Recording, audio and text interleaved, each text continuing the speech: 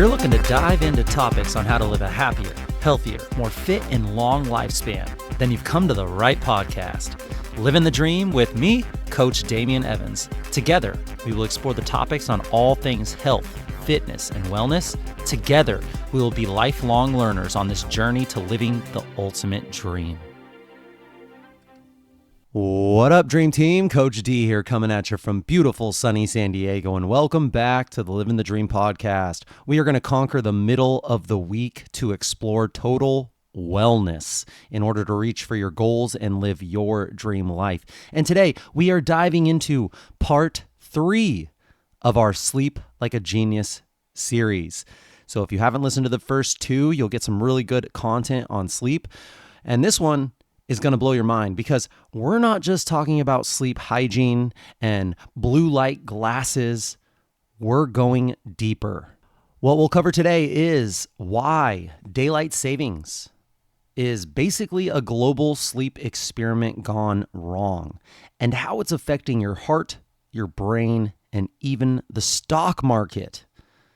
We're going to talk about how better sleep can supercharge your sex life and how sex can boost your sleep in return.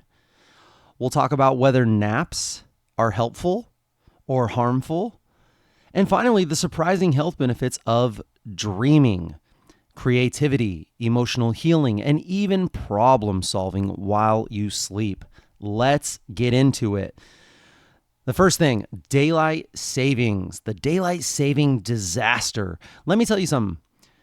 Did you know that twice a year, 1.6 billion people in over 75 countries undergo a massive global sleep experiment?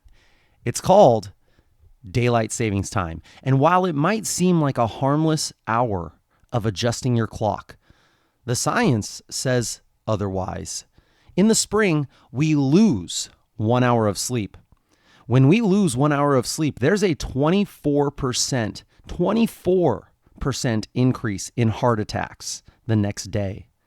In the fall, when we gain that hour back, there's a 21% decrease in heart attacks. When we lose an hour, 24% increase. When we gain an hour, a 21% decrease. That cannot be just a coincidence.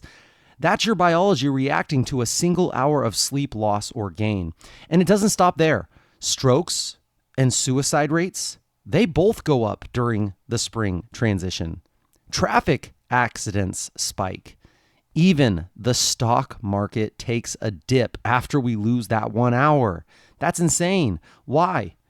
Because sleep is that powerful. When you disrupt your natural rhythm, your body feels it on a cardiovascular level, on a neurological level, and on an emotional level. And we know this intuitively. What's the takeaway here? Don't underestimate the impact of just 1 hour of sleep. Your brain, your heart, and your mood, and even the economy feel the ripple effect. Think of sleep not as a cost, but as one of the best investments that you can make for your health, performance, and longevity. The second thing I want to talk about here is sleep and sex, a two-way street. My friend, Dr. Wendy Troxel, puts it best. Sleep is the new sex. Why? Because great sleep fuels a better sex life, and a better sex life improves your sleep. Talk about a positive feedback loop. Let's break it down. Lack of sleep kills connection. Couples who don't sleep enough have more arguments the next day. They also lose empathy, making it harder to resolve conflict, and that's a recipe for relationship tension. Lack of sleep crushes your hormones. Young men sleeping just 5 hours a night for only a week. 5 hours a night doesn't seem like that bad for some of us. If you do that for a week, young men have testosterone levels of someone 10 years older. Women lose essential sex hormones like estrogen, luteinizing hormone, and follicle stimulating hormone. That means lower libido, reduced fertility, and less vitality overall. And on the flip side, just 1 extra hour of sleep increases a woman's desire for physical intimacy by 14%. And sex before bed especially with orgasm, has been shown to improve subjective sleep quality. The takeaway here, if you want a better love life, get better sleep. And if you want to sleep better, enjoy safe, healthy, consensual sex. It's one of the few health hacks that truly go both ways. The third thing I want to talk about here are naps. We get this question all the time about, are naps good? How should I nap? What's the deal with naps?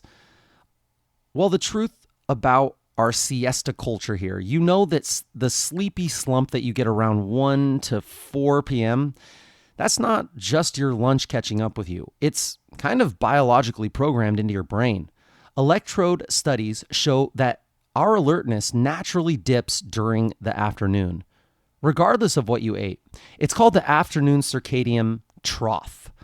This suggests that humans may be biphasic sleepers, wired for one big sleep at night and maybe like a nice short nap during the day, just like the siesta cultures all around the world. So should you be napping? Yeah, you could if you want to, if it works for you. If you want to sleep well at night, if you want a cognitive and physical performance boost, yeah.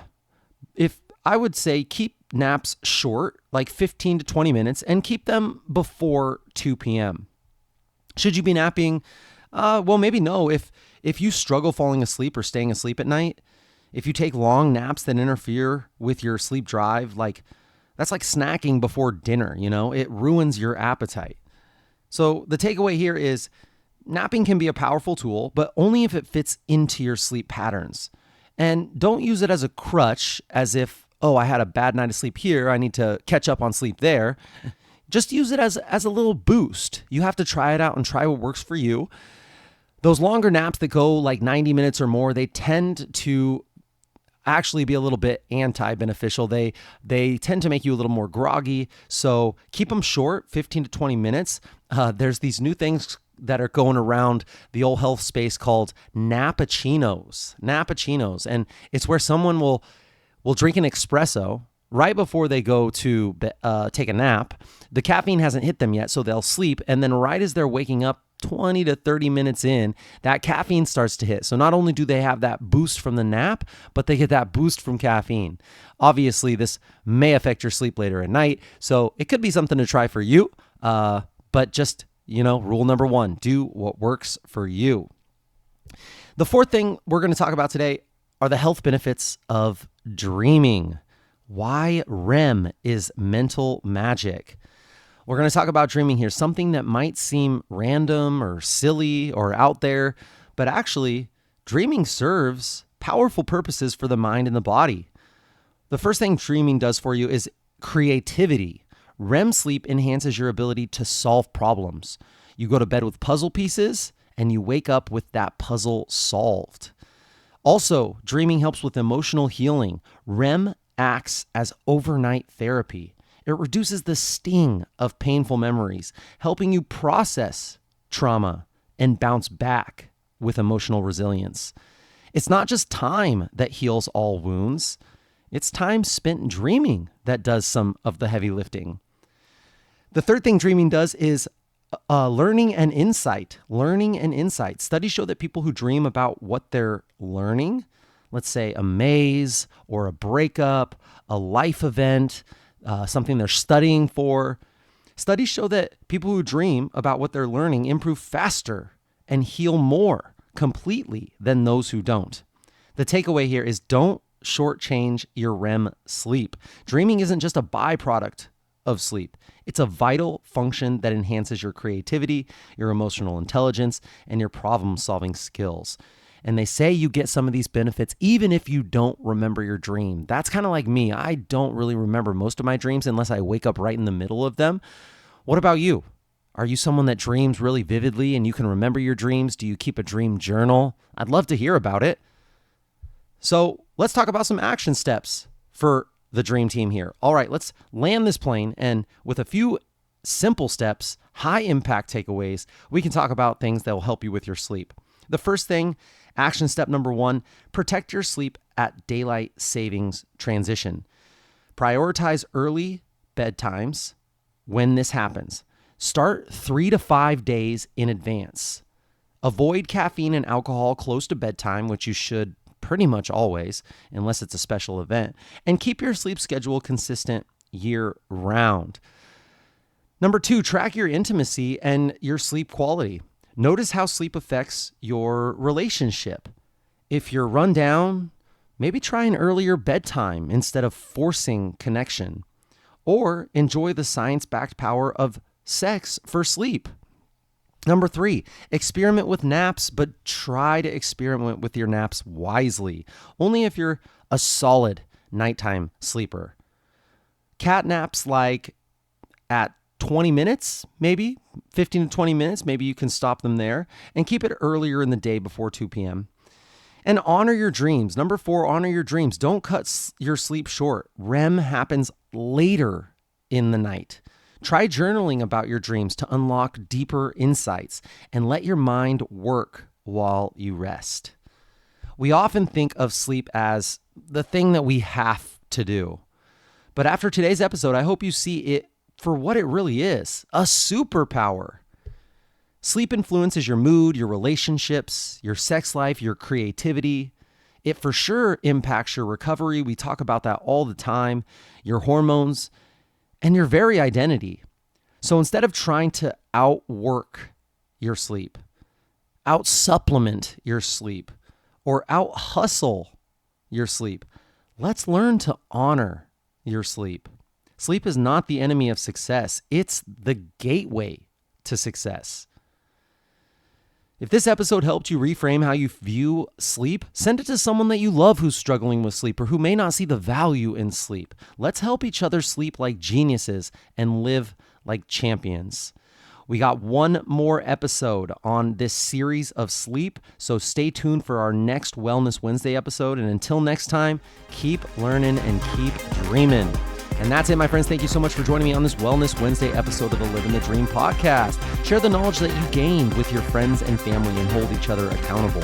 If this episode inspired you, share it with a friend who could benefit from learning a little bit more about sleep. And to support this podcast and help it grow, please subscribe on whatever platform you're listening to this podcast on and leave a review telling others how this podcast has benefited you. Leave a comment on this episode letting us know how you're incorporating what you learned today. This is really a non-cost way to help get this important wellness content into more people's ears.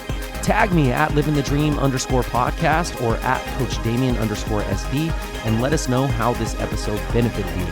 Let us know what we missed. Let us know what we got wrong. We want to know. Message us if you have any suggestions or tips that would help your Living the Dream team that we can discuss in future episodes. I will be right here with you working on making us stronger, happier, and healthier humans.